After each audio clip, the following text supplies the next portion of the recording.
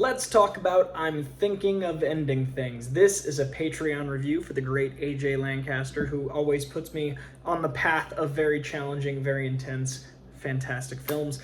We recently did a comedy, which was a very interesting review for me because it was something I didn't enjoy but could see the merit in. We did Cannibal the Musical. We've also done Southland Tales. We also did one of my favorite movies, Candy. We've dove into a lot of really dense, mind-fucky think piece films like The Council, and this is no exception. I love AJ's taste in movies, and I'm so glad I actually, with this particular film, marinated on the film, because I watched I'm Thinking of Ending Things an early evening, because I knew better than to watch a Charlie Kaufman film when it was late, because you don't you need time to mull it over, and also it's something you need to be focused on. You can't be tired, you can't be half there. This is a piece of literature, and this film is no exception for Kaufman's other work.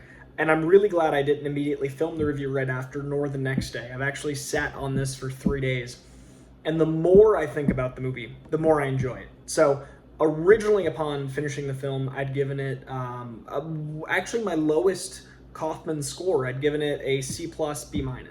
And I've seen everything of his except for Cinedope, New York, which I have not seen yet. But I'm a huge fan of adaptation. It's one of my top 30 movies ever. It's one of the few criterions I own. Giant fan of adaptation. Being John Malkovich actively changed my perspective on filmmaking. Another top 30 film. Kaufman makes 2 top 30s. He's a goddamn genius. I enjoyed Anomalisa, and then there's this film, which at first I felt let down by. I gotta say up front. But talking to AJ, he said this was his favorite film of the year, so I was like, okay, what didn't I get out of this film? And then I reread through my notes, and I had a really interesting time piecing together my experience of the film, which is interesting for this film once you've seen it. There will be spoilers in this review, so please avoid those. Stop now, watch it, come back. But once you've seen the film, you realize how much irony there is in piecing together your experience of a film like this. I assumed the major twist and then felt let down by it, in that I'd seen this twist in other movies before, but then felt like I didn't get the movie and kind of alternated between, wait, was the twist what I thought it was, or did I just not understand the film? I have guessed big twists in the past with movies. Spidey Cat also appreciated the film. Spidey, oh, well, he's gonna lay down right there. I've guessed endings of films before, and I've had positives and negatives with that experience. But at the same time, this one felt like it cost me the experience, because then at the end I was like, do I need to Google what this movie meant? Do I need to go check out what think pieces there are? And I'm of the opinion that if a piece of art wants to land in a linear way, you shouldn't have to research it. But if a piece of art wants to be an abstraction and to dive into it and to be intentionally open source, that's another conversation. I did not feel like this was a film that was intentionally trying to be open source. I felt like it had an ending. I felt like it had a conclusive twist. And then I felt like it just didn't deliver on that upon the first closing credits. Then thinking about it, I was like, actually, maybe it did land an ending. Maybe I just overthinking it. This is a very long journey to tell you. After mulling over the twist, after looking at the pieces of the breadcrumbs left, and after letting those flourish into bread, I do think this is more of a B+. It's still not Being John Malkovich for me. It's still not adaptation for me, but I do love what it was able to say about so many important themes. I'm terrified of dying. I'm terrified of growing old. I'm terrified of my mind being unreliable. I'm terrified of feeling like I'm only a person that recites other people's opinions. So this struck a lot of chords, because this movie, here's the spoiler, we're 4.5 minutes in, no more warnings. Spoiler, spoiler, spoiler, spoiler. This movie's twist is that the lead is by himself. He's imagined the girl, and that's a fun twist because the girl is your protagonist that you through the title have interpreted your worldview is through her, when in reality it's actually through an elderly Jesse Plemons. And by the time you realize that, he's a janitor, there's a crazy dance sequence, there's a lot in the final act of this film that is just disorienting. But the twist itself, there's a lot of movies like that. Secret Window is one of the ones that I was bothered by because the ending seemed obvious and I didn't enjoy the experience of knowing the ending. Whereas, Orphan, the horror film, I guessed the ending of, and it didn't affect my enjoyment because by the time the twist got there, I was like, aha, I was right, and it was still a pleasant aha. But then there's other films like Enemy with Jake Gyllenhaal, directed by Denis Villeneuve, and it's one of the few Jake movies or Denis movies that I was like, I don't know if I like this, because the ending just felt like it didn't end. It felt like there was a mystery that was never solved. But that's one of those art house endings that seemed intentionally ambiguous. It didn't seem like it was a twist, it just seemed like you can interpret it one way. So my interpretation wasn't for me, but I could see how other people would like that film. And I was afraid that's what this was, until I realized it was somewhere in between your Enemy and your Secret Window. And that made me appreciate the detail work more, because Charlie Kaufman is a genius. The work he put into building the worldview, I love the details, like her reciting direct quotes of critiques in the real world. One of them never before released, so you have to really know the details. I love that her art was in his house because it was his art. I love that he plagiarized his own mind for an alternate identity. I loved the concept of plagiarizing one's own mind for an alternate identity. I enjoy films that have you questioning your own sanity, and I enjoy films that play with the concept of multiple personalities. And I think there's nothing more terrifying than the idea of dying alone or being that removed and that sad. And effectively, our lead dies alone, freezing to death in a truck outside of a school that was his school. There's nothing sadder than dying alone in the cold. That's just horrific. So it's a horror movie in so many ways about, like, that's all he had. And I really enjoyed some of the sequences in hindsight with Toni Collette and David Thewlis playing with time, playing with concepts of visiting and taking care of people, and how you always want to be able to do something and you might not be able to necessarily, and how that leads to anguish. I love how uncomfortable a lot of those sequences are, and once you know why they were uncomfortable, it rewrites the entire sequence. I really appreciated a lot of the film, gave it a B. It is not adaptation for me. It is not being John Malkovich for me, in that they made me see Charlie Kaufman as one of the great writers. He's still one of the great writers, but this isn't an example of something I'd show people for Charlie Kaufman personally, for me, my experience of the film. Glad to have seen it. I probably won't watch it again for quite some time, but the twist allows me to rewatch it with a new lens, which I always appreciate. It's interesting, it's one of those movies I'd recommend to people, but I'd also let them know that I didn't enjoy it as much as I did. I didn't enjoy it at first as much as I did upon reflection, so don't jump to a conclusion. And again, I'm very glad I didn't make this review until after I'd mulled it over for 3 days, because the more I percolate, the more I appreciate it. So I like this film. It's a B. I can see why people might love this film. And again, AJ with the very challenging pieces of art. And I can see why AJ loved this film. For me, very good. Didn't get to great, exceptional Kaufman, but highly recommend you watch it. Well, now that I've spoiled it, hopefully you've already watched it. Let's get into some ratings and my notes throughout the film, as is tradition for the Patreon reviews. I gave it a B. IMDb has it at a 6.7 out of 10, which feels a bit low for me. 78% Metacritic. That is a little low, but about where I'm at. 81% Rotten Tomatoes. I would say I'm close to the Rotten Tomatoes score, but Rotten Tomatoes is gray on a color scale. It's not that people thought it was an 81% film, it's that 81% of critics gave it a pass-fail, and I feel like that Tomatoes scale is just so misinterpreted. 81% of critics could have just barely liked it or loved it, and it wouldn't change. It doesn't matter. Let's not talk about Rotten Tomatoes. But I'm at like an 83 for my personal enjoyment, which doesn't quite apply to Rotten Tomatoes, but I'm close to the Rotten Tomatoes score in my heart. Let's get into these notes. I had this to say while watching the film. Love the cast. I don't know this Jessie Buckley, but she's fascinating, captivating, charming, and of course, Meth Damon, Jesse Plemons. I love Jesse Plemons. She has such a cool, crisp voice. He's trying so hard, it's very sweet. I'm sure many of these messages and metaphors will come into play later, but weirdly, they just aren't grabbing me. Some of the monologues, I was like, I get this is beautiful language, but I'm not in. And she's got a beautiful voice, she's talented, but the language wasn't getting me, and that's really interesting for me as someone who loves language. Maybe that was intentional, I don't know. I wonder if it's the in the car setting, because I don't like being in cars for long car rides bored. So maybe it's my own personal experience of not liking being bored in cars that removed me from that experience. Who knows? Apologies to viewers for the half frame of Cat. Spidey Cat really wants love, and he had nowhere else that he thought he would get it. Hello, Spidey. It's tucking in, rolling over. The monologue of her poem and everything about it was beautiful. His reaction was beautiful. So far, we're 20-ish minutes in, and the usual whimsy and charm of Kaufman hasn't caught me yet. The dialogue is making me ponderous and introspective, as is his way, but it's not Eternal Sunshine or adaptation feels at any point yet. Oh, also Eternal Sunshine. Good God, I love that film. You might have 3 movies in my top 50.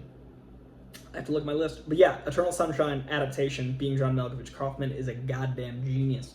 30 minutes, arrive at house. I'm usually better at this type of pacing, but I've admittedly noticed myself on my phone more during this Kaufman than any other, but things can change. I just realized how much this sounds like a play and is framed like a play. The cinematography very much becomes more and more play-like, and the dialogue very much feels more like a stage play than a movie necessarily. But their chemistry is lovely. The inherent creepiness of Jesse Plemons adds to the dark farmhouse so well. Do we trust him? Question mark. Oh, and the parents being creepy too. Strange vibes. Toni Collette and Daniel Thewlis are perfectly cast as Plemons' parents. Not only do they look like him, but creepy vibes. I'm so bad at awkward conversations. Maybe that's why this is keeping me removed. I feel so removed. That is how I feel removed. That is how I feel. I feel removed. Awkwardly voyeuristic. I'm taking notes about my own feelings because I'm like, what am I not getting?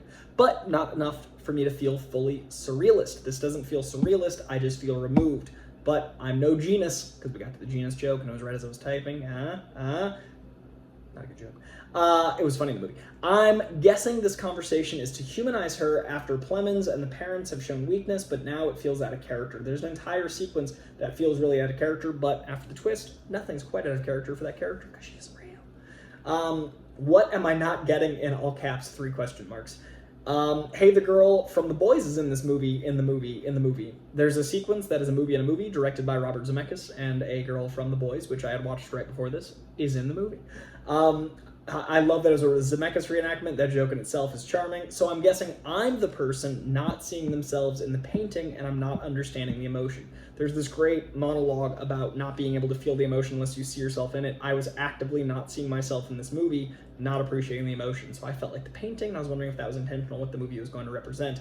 But that seems too obvious. It was literally told, through literature told to me. I don't buy that Kaufman would do that as the twist. Oh, something new. This is me, isn't it? Wasn't it me? Super intrigue for surrealistic, supernatural turn to make sense of how this isn't landing for me.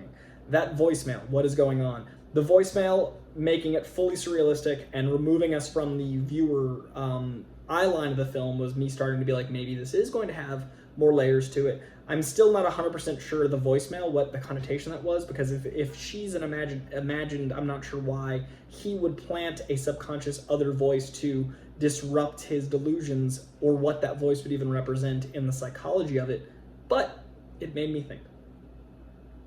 Now I'm just confused, but much happier about it, because at least it feels intentionally surrealistic. The age stuff is baffling. Now Thewlis is like 80, but I'm really enjoying this because now it feels like a Kaufman film. Is this a commentary on aging, the perception of time, the alienation of the distortion of memory? These are all things that mean a lot to me. Why is it not a movie yet?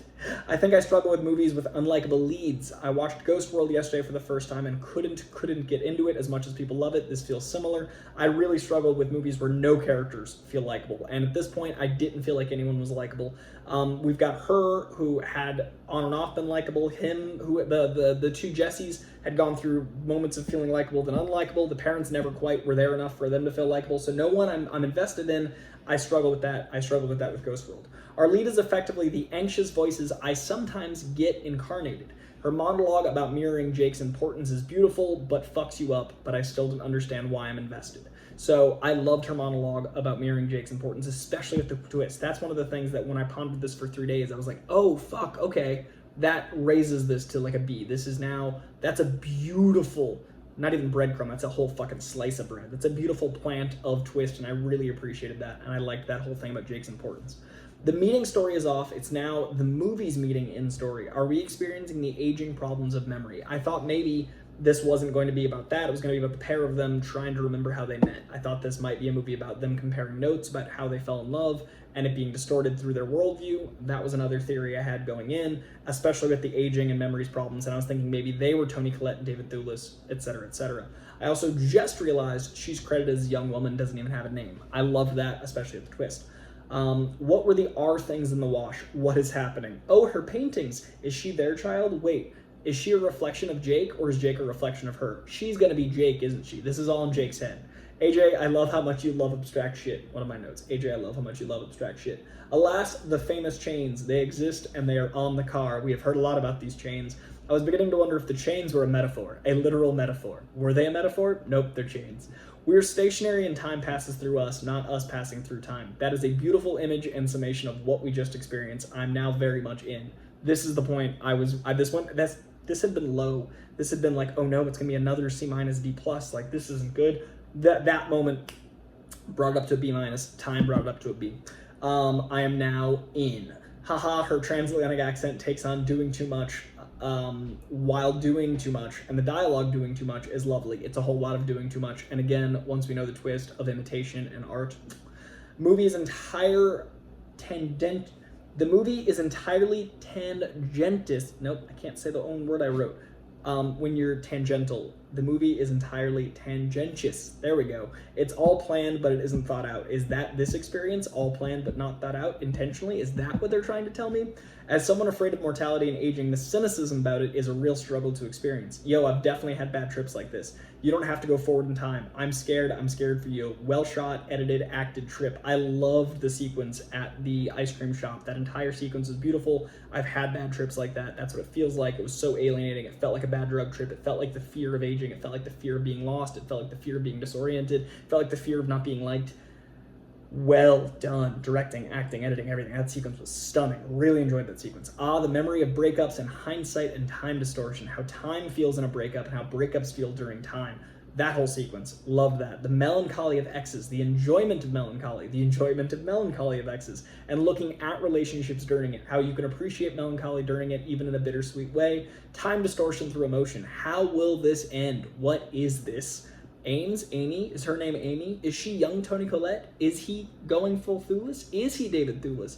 Is this regretting not breaking up forever? At one point I thought they were married and this is their experience of breaking up in hindsight, how they're on their deathbed and they wish they'd broken up. I'm thinking of ending things. I wish we had ended things. I thought maybe they were both going to realize they should have broken up after an ice cream date and didn't. I had many theories. Now, like I said, now I'm in, so I'm rattling off concepts. Everyone is still on and off damn unlikable. I'm having trouble since no one is likable. Physicist meets poet descriptor for time and color was beautiful. I loved the poetry of the physicist concepts of time and color. That was really lovely and very well written. The relativity of time to age also really fucks me up in the movie and in real life. The 50th 20 birthday comment earlier is ringing true in this moment. Can't tell if time is progressing while she's alone in car or if she's still losing it, alternating through personality types, which is the point. Very well done. I enjoyed that experience of not knowing what was going on, especially once we had the twist. Time warp fuckery. Yeah, I mean, don't get out of the car. That's a bad idea. The janitor shirt is the one that was in the wash. What does it mean? The R was on his shirt. What does it mean? Of course, now later we know that it's only one person's house and that shirt was his shirt because he is the only character in this situation. She never took her shoes off. Every interaction only confuses me more. People stacking up behind each other. What the what? Right before the dance sequence, there was just a series of people, like 2 people of each side, and I didn't understand what that meant. Again, perception. Now they're dancing. Is this the movie selves? Nope, this is an entirely new set of people. This is really beautiful dancing. Nope, new selves, but beautiful dancing. I guess they didn't end things. Wow, this dancing is gorgeous. Sometimes you get killed by a janitor, I guess, and unless you get killed, apologies on my notes. Sometimes you get killed by a janitor, I guess, unless Jake is the janitor, like I guessed earlier, but older. Because she doesn't matter in time, or maybe she doesn't real in any time. Is Jake the janitor? Is she real? All right, last 10 minutes, let's do this. Explain yourself. Wait, is he Jake and Jake's father, or just remembering Jake's father? Existing, a janitor, reminiscing. So this is the point where I thought that maybe he was two people, or he was the janitor thinking about a student he'd met named Jake, or he was in fact the janitor. I had a lot of theories. Who hasn't hallucinated through their windshield about DQ commercials, then followed a talking bleeding pig infected with maggots through a school naked? Who hasn't? Who hasn't done that? We've all done that. We've all been there. Everything is the same when you look close enough. I love that metaphor. Old Man Plemons scene is only confusing me more, not less. Why are they reciting A Beautiful Mind? They literally were reciting A Beautiful Mind. And then I realized a lot of the art is recycled because it is his plagiarizing of himself and his own memories, but I was very confused. I didn't know it was Beautiful Mind at the time. I knew a couple lines were from a movie, looked it up while I was watching, and then it was like, what is going on? More, not less confusion. Well, that song, I don't get it. I realized later it was Oklahoma. AJ must love Oklahoma. Cannibal musical, this connection. This may be the least I've ever gotten a Kaufman film, and I've seen everything of his save Synecdoche, New York. Is the answer just that he imagined her and everything else? Is this the Fight Club ending? Question mark, question mark, question mark, credits. Ended feeling down about it, not gonna lie to you. But as we open this review with, I'm marinated, ended up being a B, ended up enjoying the ending a lot more, ended up recommending it to some people over the weekend, ended up talking about it positively. I do recommend the film, but it's a lot. And I do feel like it doesn't quite explain itself, but I could just be a dumbass. Maybe I'm dumb. The young woman's critique, some trivia, and then we wrap this up. That is also a tradition. We wrap this up with trivia. Fun facts you may not know that I researched and found whilst pondering the film, and this is quite the film to ponder. I read an entire mega interview from Charlie Kaufman where he breaks it down. I think it's on IndieWire. I also recommend that, but it would take me another 20 minutes to redo the interview because it's a 40-minute interview. Check that out as well. Charlie Kaufman is rarely so open about his films, explaining them, so it's a really cool interview. Just look up Charlie Kaufman explains the movie, or I'm thinking of many things, and it's a good read after you watch the movie. The young woman's critique of A Woman Under the Influence is taken verbatim from film critic Pauline Kael's review of the movie. Earlier in the film, a copy of Kael's review collection for keeps can be seen in Jake's childhood bedroom, though ironically, that particular review does not appear in that book. I really like that detail. It's a bit of IMDb trivia. Brie Larson was originally cast and was like fully committed. I actually vaguely remember Brie Larson being attached to a Kaufman film. Forgot, of course, over the year. But she was replaced by Jessie Buckley, which I'm very curious how the movie would have felt with Brie Larson. Brie Larson and Jesse Plemons would have had a very different vibe. I'm very curious what that movie would have been. In some else world, that is how it went down. In an interview, Jessie Buckley stated that when she received the script, Charlie Kaufman described her character as molecular. I also love that. That is a really beautiful, again, I love Kaufman and the way he thinks.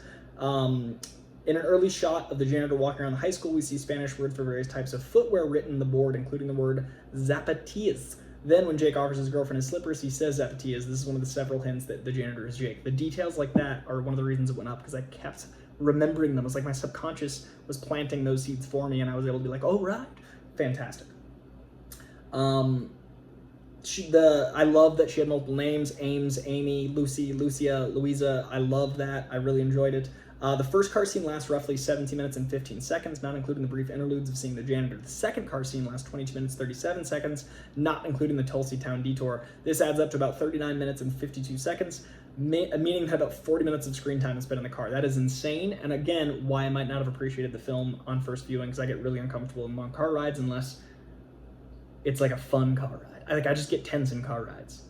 I don't know why. And then, let's see, we talked about the Beautiful Mind thing, we talked about the phone, and then let's click it over to more information that I discovered on my journey that I had written down. Announced in 2018 January, Kaufman was adapting this book, and then in March it was announced that in December it was announced that Brie Larson was joining the cast. It was March 2019 when they switched over to Jessie Buckley. So for a long time, this was Brie Larson, like 4 months, which is longer than the production that actually took. So would have been a very different film. Fascinated by that whole experience. It's done well critically overall. We read the notes earlier. I really do enjoy it, but it is very tedious in a positive and negative way. So watch it when you've got the time to mull it over. Watch it when you want to experience something that is full of minutia, both in a positive and negative way. Watch it when you want a puzzle. you know the ending if you got to this point of the review, but if you're going to tell other people to watch it, that is how I recommend you recommend it to others. With those caveats, I might have had a different experience, but with the benefit of hindsight and time, I did enjoy the film. AJ, I like your challenging mind. I like the way you think. I like that you don't let movies just happen at you. You happen in them. The movies are insane. This was a good experience. It isn't my favorite Kaufman, but I'm glad to have seen it. I give it a B with the benefit of pondering, and I do recommend it to others. So I'm thinking of ending things. Charlie Kaufman's directorial and writing most recent. I was gonna say debut, it wasn't. That's gonna do it for this review. I hope you guys all enjoyed my strange thoughts of enjoying, not enjoying, enjoying, not enjoying. This note journey was a very interesting back and forth, like I was multiple people. Check out the other reviews. I really enjoyed AJ's recommending of a bunch of these Strange Dense films, like the Council, which I had never even heard of, Candy, which is one of my favorite, the dichotomy between those two. Also doing stuff for John Getz, the very intense 13 Assassins, a bunch of My Hero Academia, all on my page. Check out those things. I'm excited for whatever AJ has me watch next month. I will see you guys very soon, and I'll see you even sooner for whatever John Getz has for me in October. We've got another October review coming at you. And Friday this week, there'll be a new Koi Cubed, as well as a new Schmodown, as well as potentially a new Comic Books and Craft Beer. And if not this Friday, then in 2 Fridays this month, we're getting 2 Comic Books and Craft Beer. Very excited. Lots of content coming at you. I appreciate you guys. I will see you for the next thing. Spidey says bye. It's being very good. All right. Have a good night, guys.